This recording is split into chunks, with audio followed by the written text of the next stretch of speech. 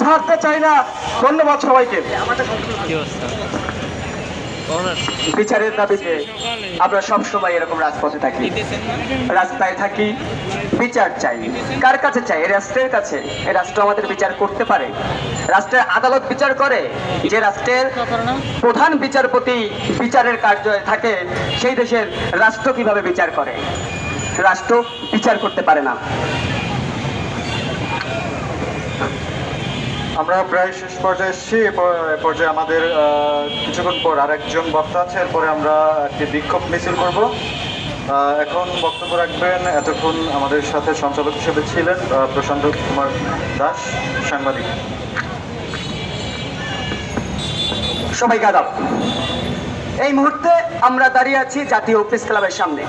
গতকালকের চিত্র, আমার ভাইকে কুপিয়ে হত্যা করলো সন্ত্রাসীরা।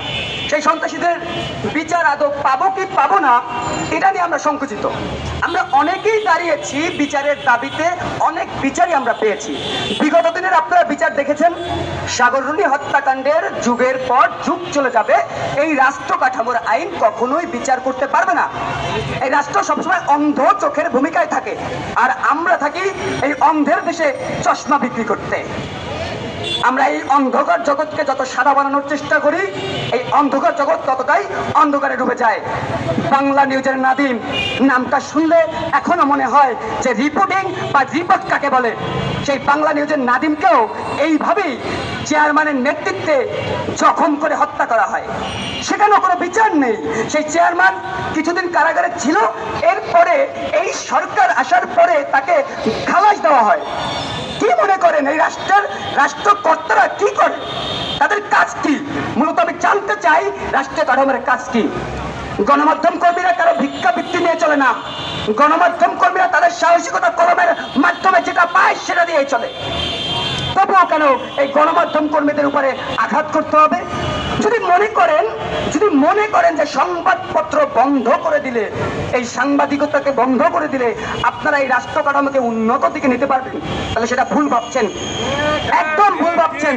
রাষ্ট্রের চতুর্থ স্তম্ভ বেঁচে থাকা অবস্থায় কোন রাষ্ট্রযন্ত্র চলতে পারে না, আবার চলতে পারবেও না। কারণ তারা বেঁচে আছে, তারা মরেনি। এই কথাটা আমি আপনাদের উদ্দেশ্যে বলি। এখানে অনেক সাংবাদিক আছেন যারা আমাদেরই ভাই। কালকে ওইখানে দুর্ঘটনার শিকার হলে তাকেও বানায় চাঁদাবাজ। এই যে তাকেও চাঁদাবাজ বানায়, আবার চাঁদাবাজি করতে যারা যায় তাদের ভিডিও ফুটেজ করলে তাদেরকে হত্যা করা হয়। তাহলে এই সরকার বিচার, এই রাষ্ট্র বিচার, এই রাষ্ট্রের বিচারটা কোথায়? আমি জবাব চাই। আর সব থেকে জবাব চাই যে জাতীয় প্রেস ক্লাবের সামনে বসে আমরা কথা বলছি। আজ প্রায় 24 ঘন্টা হয়েছে না? 24 ঘন্টা পর্যন্ত একটা বিবৃতি পেলাম না। আমার সাংবাদিক ভাই কবরে যাবে কিছুক্ষণ পর, আর এই যারা নেতারা রয়েছে তারা ঘুমাচ্ছে, কিন্তু বিবৃতি দিচ্ছে না।